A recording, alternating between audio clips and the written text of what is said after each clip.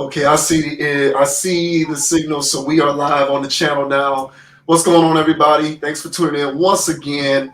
Another Conscious Approach video, ready and raring to go. My name is JV Wins, joined as always by your boy Dogon SS, and we are going to kick things off in today's video talking about something that I found very fascinating that I thought that I would pose to the channel and to our channel's audience. I ran across a video in which a non-black woman did now, mind you, in this video, she's talking about why white women choose to date black women. However, she herself, to me, does not look white. That's just the way I look at her. When I look at her, I don't see a white woman. I see something not white. But, be that as it may, she decided to explain to her probably large following these days, these people get a lot of followers, why it is exactly that white women date black men. And so she got into some nitty gritty stuff talking about power dynamics and this, that, and the third. So we'll go ahead and play it, and then we'll give our reactions to what she had to say.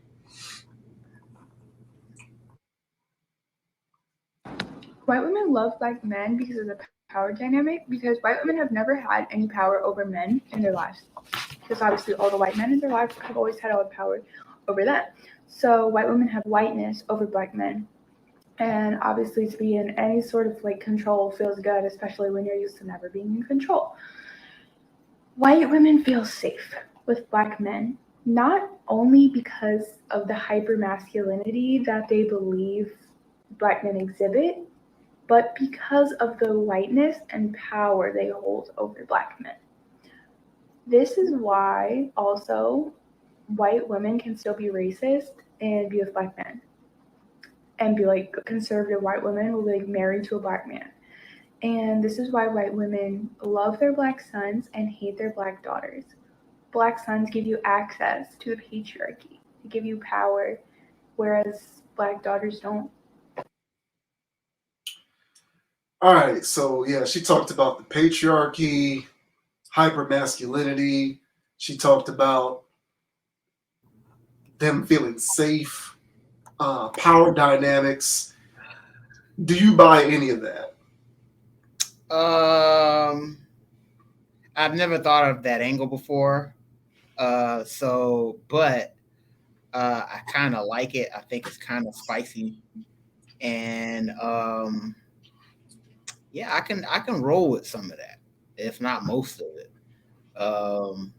I think where the interesting part about what she was getting at, because I never thought about this angle, is that white women struggling with having a sense of identity in their relationships with white men.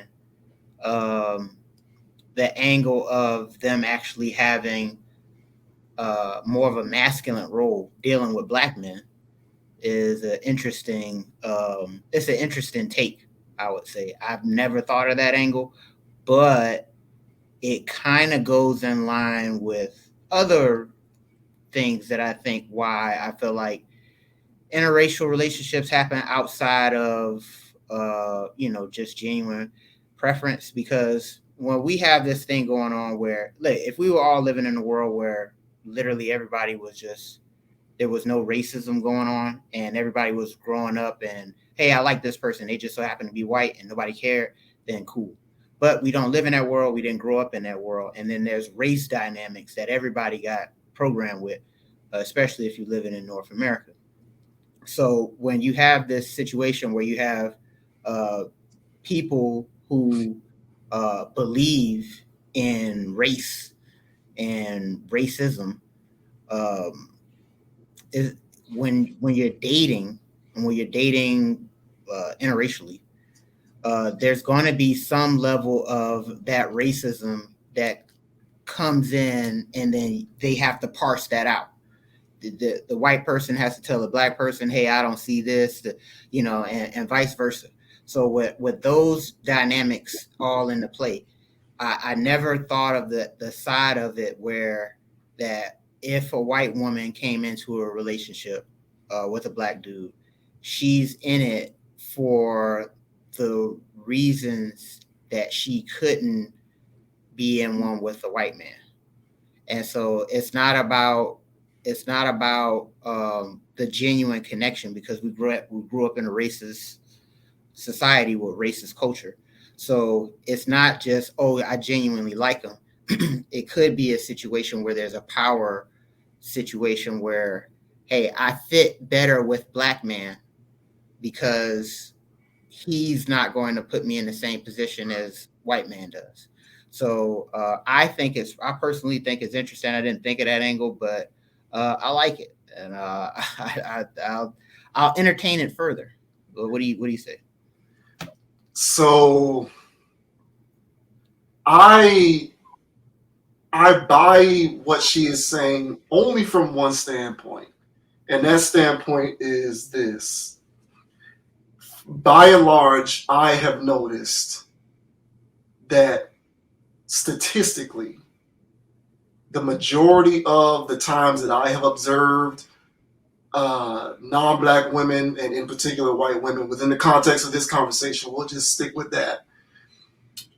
The times that I have observed, for the most part, white women who actively seek black men. So, there's two different categories, I feel, of non-black women who date interracially.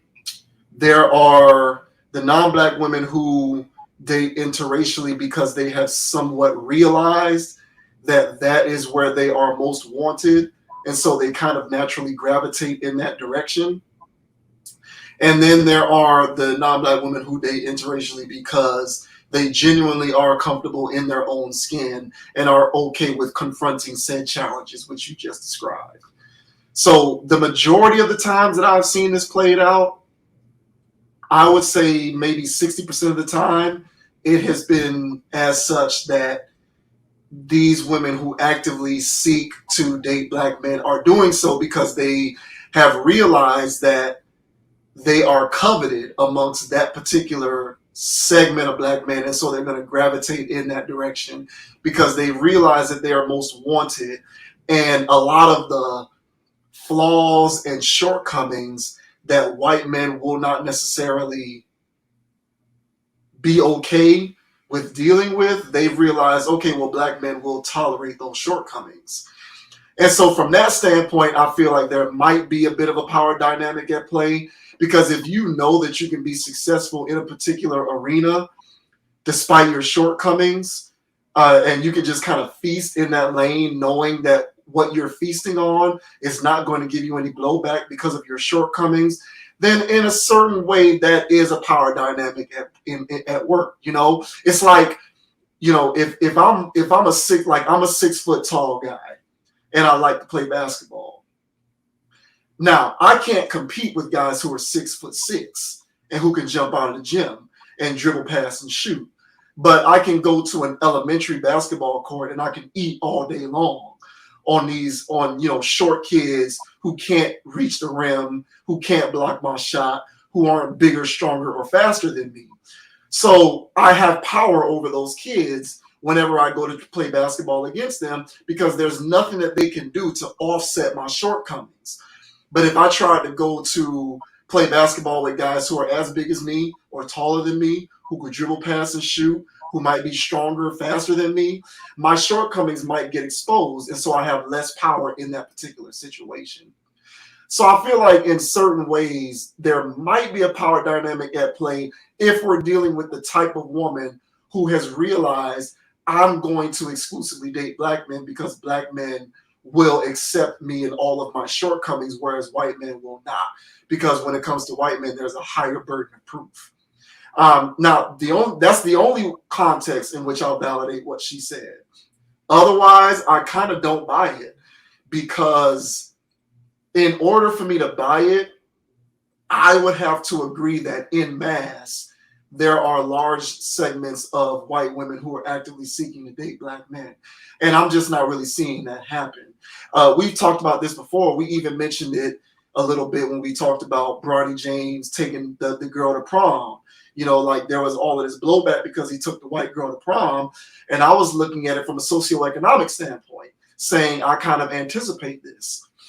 And I just don't see it happening in mass because unless you are a black man who gets to operate in those lanes, such as, you know, where do we see the majority of these play out where we're dealing with these interracial couples in these relationships? Isn't it usually pro basketball players, pro football players, or entertainers? Maybe some of our hip hop stars, like in mass, statistically speaking, that's where we see most of this playing out.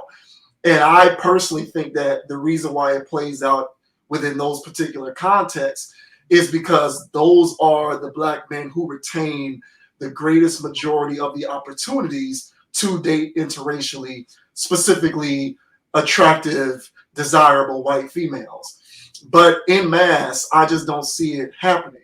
And it's not really happening because I really don't think that statistically white women are actively seeking to date black men. I just don't see it playing out in mass like that. And so if we wanted to look at this from sort of a pocket universe type standpoint, where we might be able to pinpoint small individual instances in which this is taking place, then perhaps I can validate what she's saying. But I kind of look at everything in totality. That's kind of how my brain works. And I kind of just, I'm naturally inclined to take a step back and say, okay, well, if what she's saying is true, you know, to what degree is this actually happening in mass? And I don't really see it happening in mass. I just don't. You know, I spent a lot of time living in a college town. I went to school at a majority white school.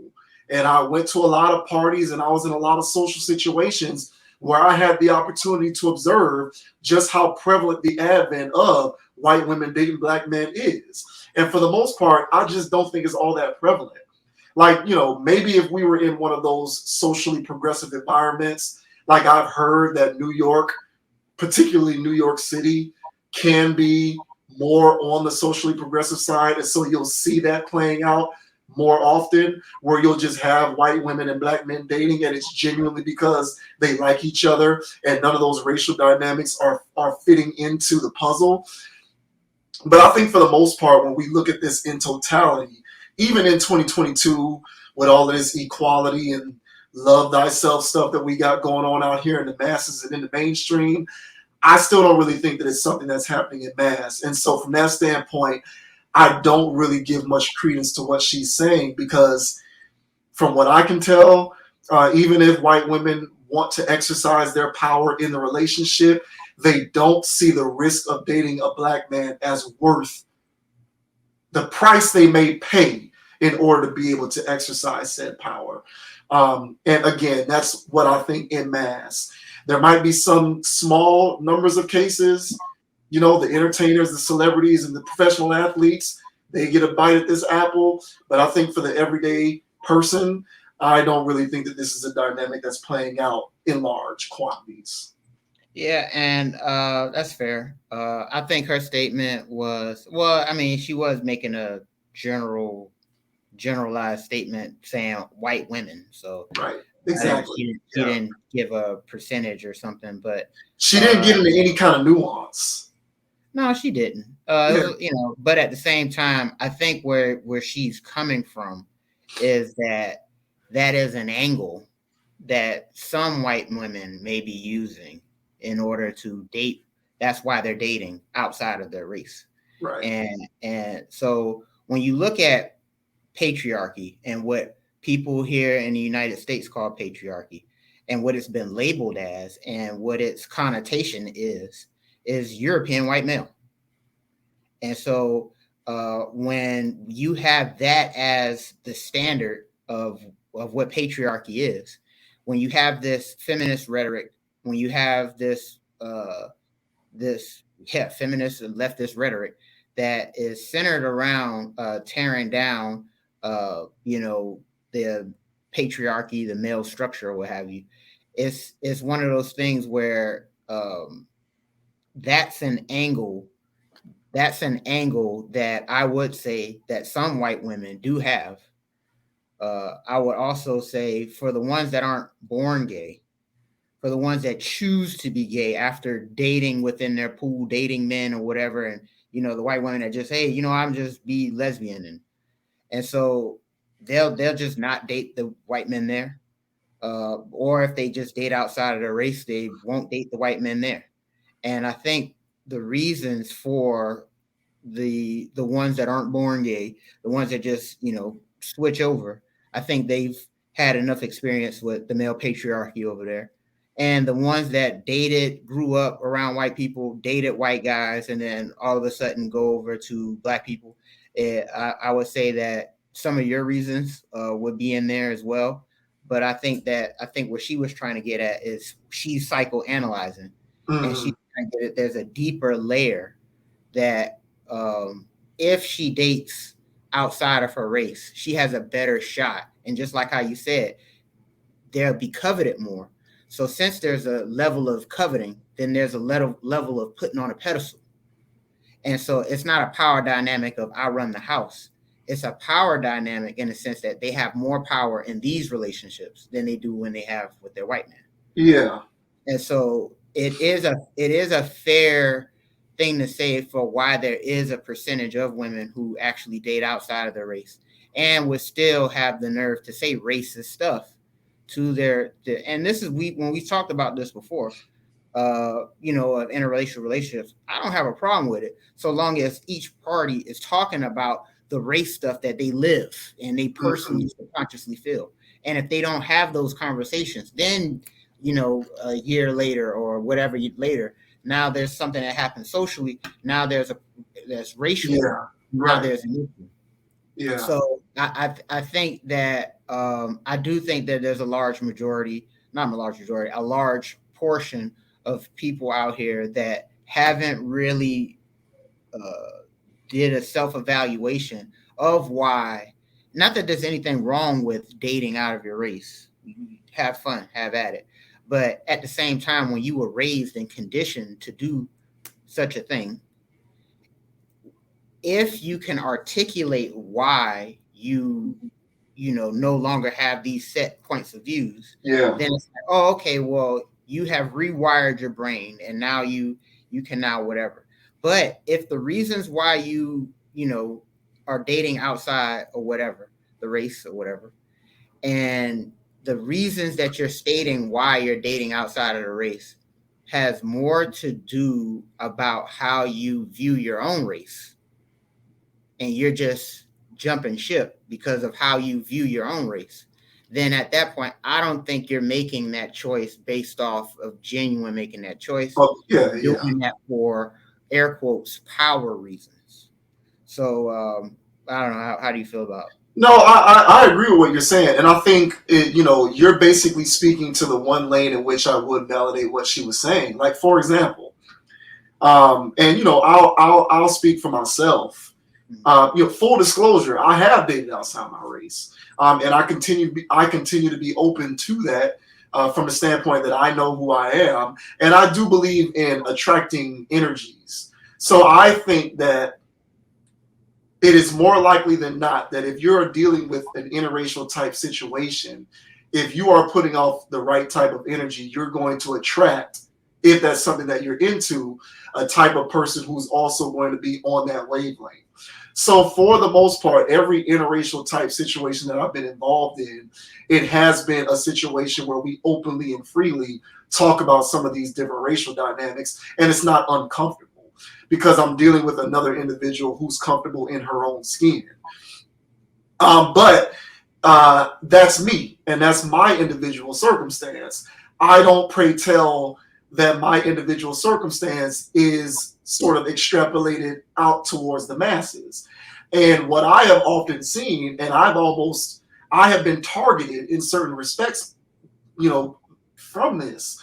And it's that, I'm seeking to try and date you because the men from my race will not put up with some of my baggage, but I believe that you will. So that's why I am sort of, that's why I now have a preference for you. It's a manufactured preference. It's a preference that comes from an inadequacy that you were not able to overcome with a group that in a perfect world you would prefer to still be playing with.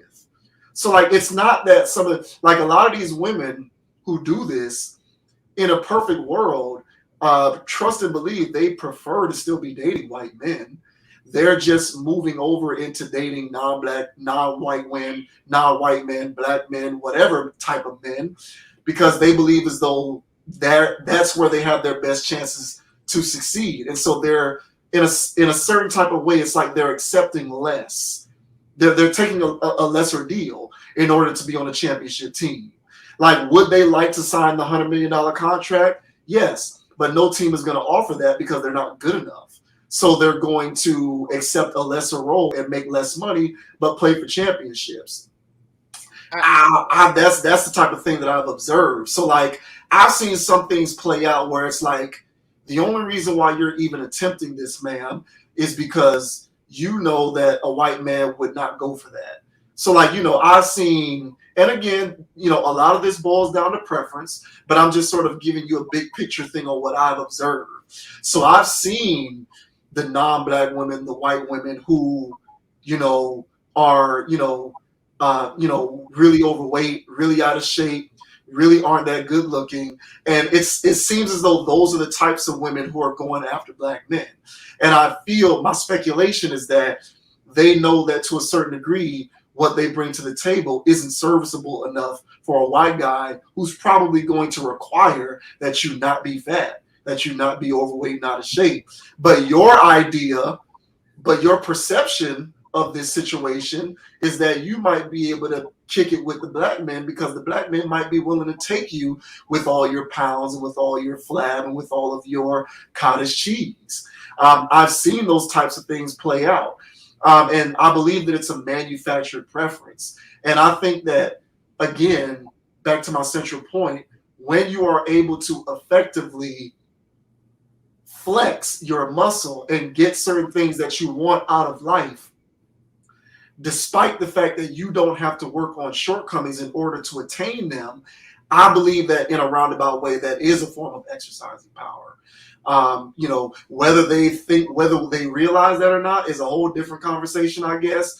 And whether the men who elect to get into relationships with these women realize that or not, that is definitely a part of the equation. And so from that standpoint, that's kind of where I see these sort of situations playing out. And a lot of times, these people who aren't whole, who don't know themselves, who aren't comfortable being able to effectively articulate why they have deviated from the behavioral sets and some of the things that was sort of ingrained upon them from childhood and on up into adulthood. Some of the women who aren't able to effectively articulate that, they've realized that, it's not necessarily incumbent upon me to be able to learn and grow from that standpoint because I see where I can get what I want, despite the fact that I am unwilling to confront that. And so I'm going to go over here and exercise that option because it allows for me to essentially hide in the shadows, but still get what I want. And I do think that that is a relatively distinct power dynamic that is actively in play. Yeah, and I think that's kind of where she was getting at overall. It wasn't so much like all white women are just to control black men. It's not to control. It's to get a sense. She went down the rabbit hole of for instance, because this happens. So black guy, probably one of the black guys in this image here. All right, they go to a family function, and he shows up. There's white people there, whatever, and he's the only black guy there, just super token. And so as he's there, there's all kinds of, not directed towards him, but just racial or just cultural type of stuff that would rub black person wrong way or whatever. And with that kind of thing where where that girl that he's dating is raised in this environment, she's around these people, she's joking, she's laughing. This guy doesn't like some of these jokes or doesn't like some of these statements or whatever. He may or may not say something about this, but the point is that woman doesn't see or feel that, most likely. She's not in the same world or boat as that guy, most likely. Mm-hmm. And I've seen situations where Instagram posts or TikTok or whatever, the black guy at the kegger is the guy that's doing something racial, and then here comes this white friends doing the race. Why is that one black guy acting like he's being lynched or George Floyd at this kegger with all these white people, just so he can be socially accepted in this little circle here, or whatever weird thing that person has going on? And so whenever that one black person or whatever is willing to deal with self-respect, disrespect from either his partner or whatever, friends, this is anything outside of somebody's own culture, honestly, even within the culture. But if it's outside of the culture and these people are making racially insensitive jokes, or they have these types of ways of viewing the world where you're on the outside looking in, kind of thing. Yeah, where theirs is the only type of reality in existence. Right. I think that's kind of what it is. And not to cut you off, but I just kind of feel like that comes from essentially growing up in a culturally homogenized environment where you were never taught to understand that other people live realities that are not your own. Mm-hmm. So when you take that into the wider world and you're dealing with different people from different backgrounds, and you believe that your reality is the only one in existence, you're going to treat other people as if their experiences are the same as yours. And so when you act in kind, it might rub people who don't have those realities the wrong way. And I'm gonna let you finish, but in those instances, it's incumbent upon those individuals to whom those things are being rubbed the wrong way to speak up and just make that other person understand that their reality is not the only reality in existence. But it isn't necessarily something that's always done with maliciousness. It's more done so out of ignorance. Like you truly just have lived your entire life believing that everyone does. For example, keggers. You got a lot of these kids who go to who grow up in culturally homogenized environments. They go to college. For the most part, they are still in socially and culturally homogenized environments, even in college.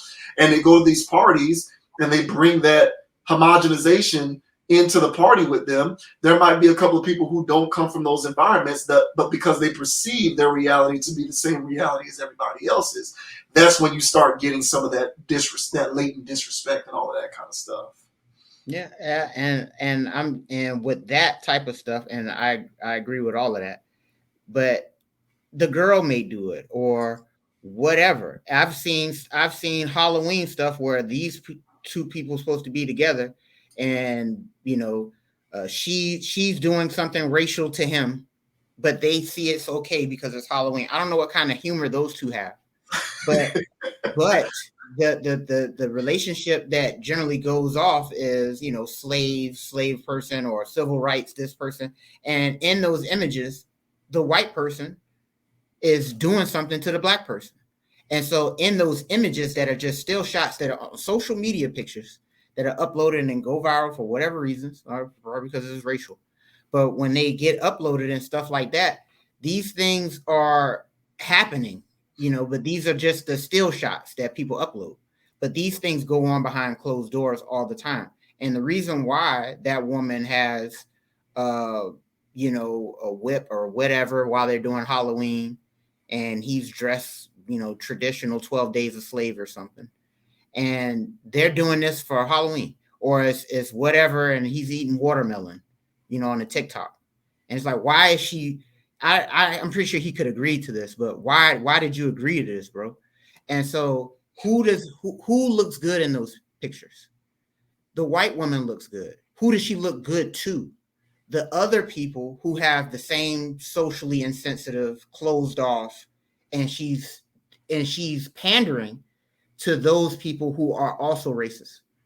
Then there's white people who grew up hippie, grew up really not seeing race, really not seeing color. They wouldn't dare take those type of pictures. They wouldn't dare make fun of somebody at a kegger or at any other situation like that. They wouldn't openly make those types of statements. I don't see those types of people taking pictures with their black friends in derogatory fashions. So when you're dealing with these women who are actually dating black men, much like these pictures here, and then you later go down their timeline, and there he goes eating watermelon, dressed like 12 Days a Slave, and here's whatever. But they love each other. What's that dynamic outside of a power dynamic? And so that's an overt form of power. We talked about the more subtle form, but I do think that she used the word power in the, it's a loose term, but I think where we're both agreeing on is that the reason, the like you said, the tiers of, hey, I ain't gonna cut it with the white people. I'm just not. So let me take my talents to a place where it'll be appreciated so I can have leverage, because I don't have leverage here. And if you're dealing with leverage, you're dealing with control and power. And so is it overt, over the top power? No way. But I still think that there is, because as a woman, what do they have as power or control in this man's world? And so when they're in their relationship, the best thing they can do is control the confines of the relationship, because they really aren't allowed to do anything else in this patriarchal, male-ruled world. So in the confines of the relationship, that's where they could get power. How do they get power? Being desired. How do they get power? Always, whatever, being the prize. And so, yeah, man, give black man a white woman, and she a prize. And I don't know what that's about, but she a prize. Hey, I won, bro. I got me one. So it's with those dynamics going on. I feel like there's a lot of it. Power is a interesting word to use, but there's a dynamic of wanting to be in control of their situation versus being in a situation where the white man is, controlling them. If that makes some sense. Yeah, it does make sense. I just still kind of think that this is water under the bridge for the most part, because I do believe that statistically, the vast majority of desirable white women, I do think the vast majority of desirable white women would rather be in a relationship with a white man and accept whatever relative power that they get within those confines than to be in a relationship with a black man and be able to exercise power over him. I just feel like en masse, I don't really see white women in large quantities actively seeking to date black men. I'm just not seeing that. I don't think that that's something that's happening in droves. So so let me back up. So if there's a white woman who's dating a white guy, and that white guy is not allowing her to do, I mean, he's still with her, but he doesn't go for this, he doesn't go for that because of whatever his standards. I don't know their standards. Mm-hmm. And so, but he don't go for that, but he's still with, she's still mm-hmm. with him. And mm-hmm. so you're saying she'll deal with that, but at the same time, I mean, I agree with that too, because everybody wants to deal with. Yeah, I just don't think. I just think at the end of the day, and I've seen this, and a lot of this is anecdotal, right? But at the same time, I've seen it play out a lot in reality. I've seen it, and so like I just think in those types of situations, they'll just if push comes to shove, they'll just leave that guy and they'll try to find another white guy who's more amenable to their lifestyle and their preferences and life choices. But this idea that they're going to, start in droves, bro, just walk outside and look around. I'm not seeing, and let me make sure that I'm clear about this. There is everybody, and then there is the those amongst our respective communities who are desirable. And what I believe is that desirable white women are not actively seeking to date black men unless those black men are professional athletes, entertainers, or maybe some of these black men who are affluent in other areas, but for the most part you really only see these in small pockets of our society. It's not happening in a large enough quantity to substantiate this idea that these women are just out here looking to be able to maintain power in their relationship. Like, they will elect to be in a relationship with these white men, and if the white men aren't giving them what they want, if they're unfulfilled in those relationships, or if they feel like they need more of a say or want more power, then they'll just leave those guys and just find another white guy who's more suitable for them. That's just what I think, and I think that based upon what I've seen.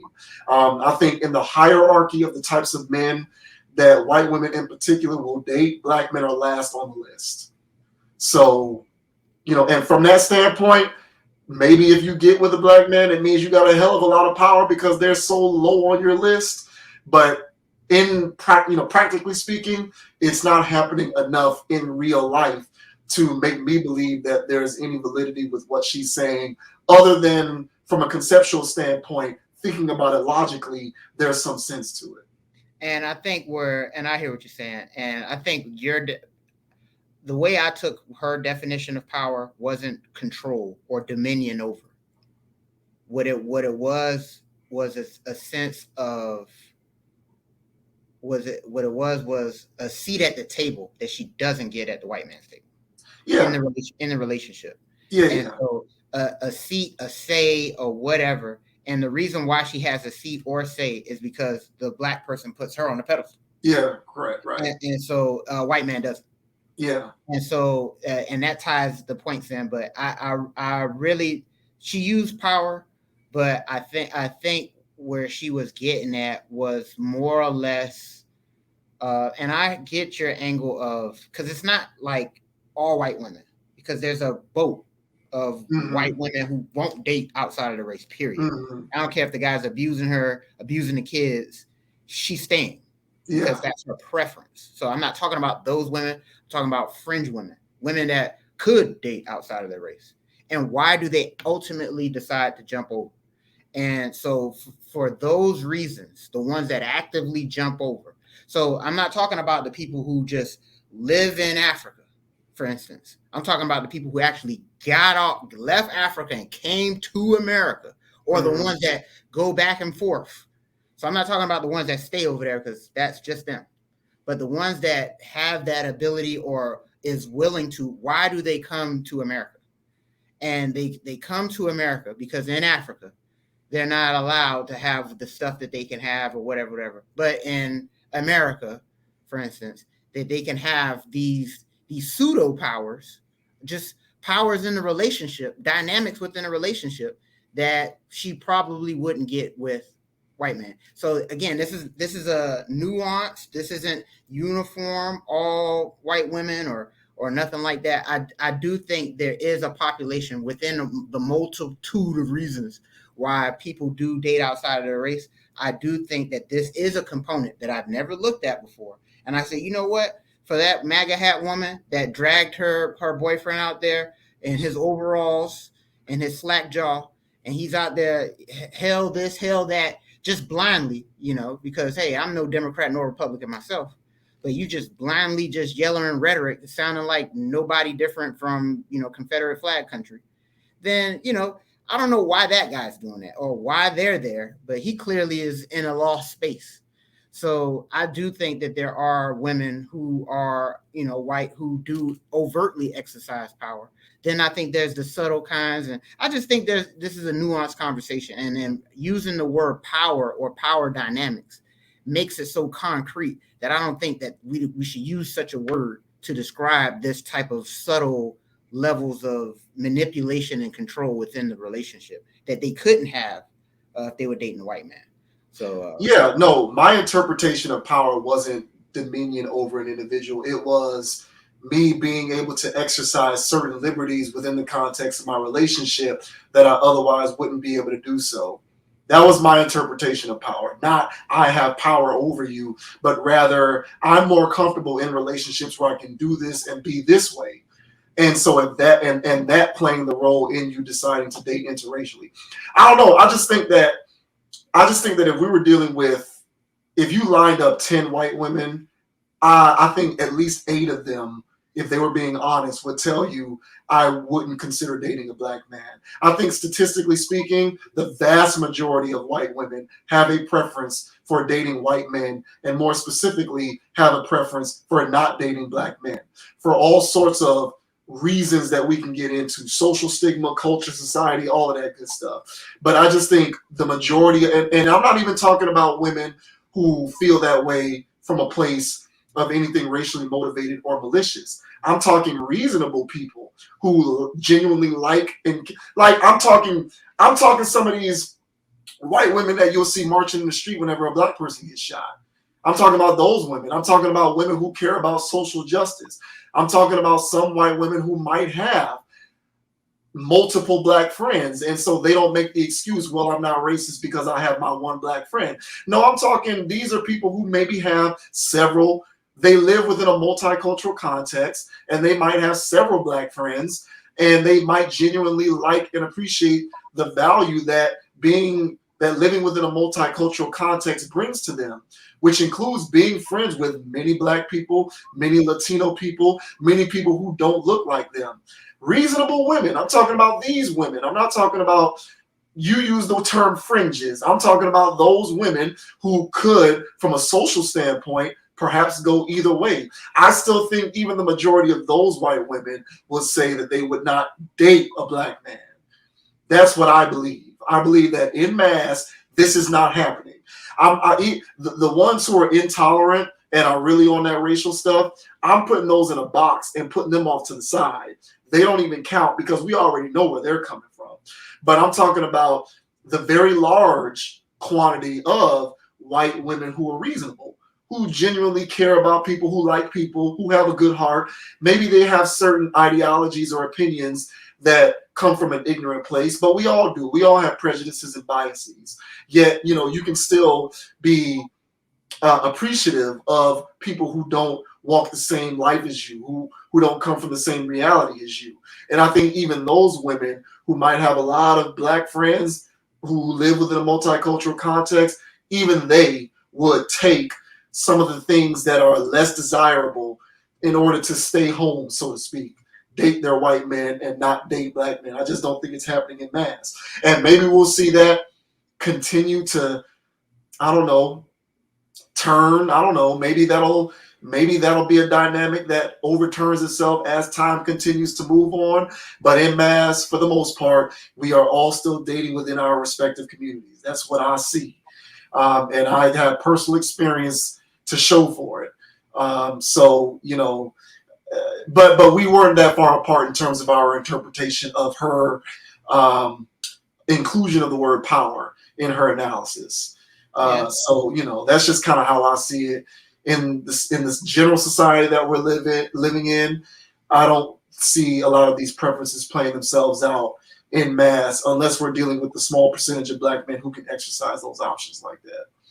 Yeah, and I would just say, bro, here in Austin, man, this is how to get out here. So you'll see,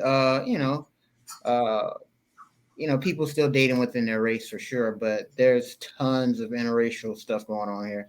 There's so much of it that there's tons of just mixed people here. Right. And no, go ahead. No, I was gonna say, and the sad part about it is, from the mixed people that I've seen here and I notice here, they've struggled with colorism issues, cultural stuff, cultural issues, therefore emotional issues, and other things that I've noticed here in just in Austin. It's just Texas though. Texas is like a fucking pressure cooker, bro, when it comes to race relations here. People here act like they don't see race, but it's such an underlying thing. It's ridiculous. But still, nevertheless, there's tons of interracial relationships here. And I think there's other pockets in the United States where you could see where people are more liberal about those things. But coming from Tallahassee, I know for sure. I know Tally, it wasn't really that much going on. And at the crib, it's not. It's I not. mean, it's really not white people unless you go to Brickell or something. It's So, not though. It's not. It's not even happening. Like it's not, and that's my point. Like, and that's interesting. And so, yeah, like it's a nuanced conversation because we are dealing with our own environments. So, based upon the environments that I've been in, that's what I've observed. Like, I was in Tallahassee for 18 years. I went to Florida State for a total of 7 years between undergrad and grad. I had plenty of white people that I hung around, and I was in plenty of of those parties and in those rooms where there was a lot of white people in the room, and I'm just looking at it at face value. And I hung out at the bars where there were, where it was a majority Florida State student crowd, which is going to be a majority white crowd and whatnot. These girls are not out here dating black men. They're not. They're not. And the ones who are, there might be there's something going on with them that can be explained, in my opinion. I'll leave it at that. I'll leave it at that. But the ones who look good, the ones who look good, the ones who are in the gym 4 days a week, the ones who come from well-to-do families or whatnot, and they're at Florida State and all of this kind of stuff, like the good-looking ones, the pretty ones or whatnot, they're not trying to date black men. They're just not. I'm not seeing that. And even down here in Miami, where it's more of a mixed bag, people still date within their own. So the attractive Latino women, they're dating either white men or Latino men, and vice versa. Yeah. Even like white, they're even the white people who are down here, the white women, they're dating a white guy, a Latino guy. No, they're not jumping the fence like that. They're not hopping it. But like I said, this is Florida, and that's what I've been exposed to. So maybe if I go to a different environment, my perception would change. But based upon what I've seen, and people talk about the cultural melting pot, Miami is that in a nutshell. And I'm still seeing people basically stay within their community, if not relegate black people to being at the lowest possible position on their individual totem pole preference wise. It's just not happening in mass. Yeah, I mean that's fair. Coming from the same places, bro. But yeah, man, just being here in Austin, this was by far when I moved here the most interracial situation I've ever seen. I mean, everywhere I go, there's something, and there's the ones where it goes, oh yeah, black guy, short, overweight, white woman, but then there's black guy, white girl, regular white girl. And that's for me that's fine, because maybe their socioeconomic situation is compatible. That's kind of how I look at that. I agree with your stance that it's important that both individuals know each other and are comfortable enough to be able to broach certain conversations and not be embarrassed by them. And if you can't do that, then it might not be a relationship worth being a part of. So I do agree with you on that. But my experience has been that I've always been able to do that. And my number one rule, as someone who advocates for exploring all of your options, whether you're a man or a woman, my number one rule has always been, if you are going to date women from a different culture or race, just make sure that you are dating a woman who is just as desired by the men in her own community as you desire her. That's been my number one rule. So if you're going to date a white woman, you better make sure you're dating a white woman that other white men want. If you're gonna date a Hispanic, I don't care where she's from and I don't care what culture or race she comes from. Just make sure that whoever it is, she's just as desired by the men in her own community as she is by the men who are not in her community. And if you find that is not the case, then you're playing yourself, in my opinion. That's fair. So, all right, that went a little long, but it's all good.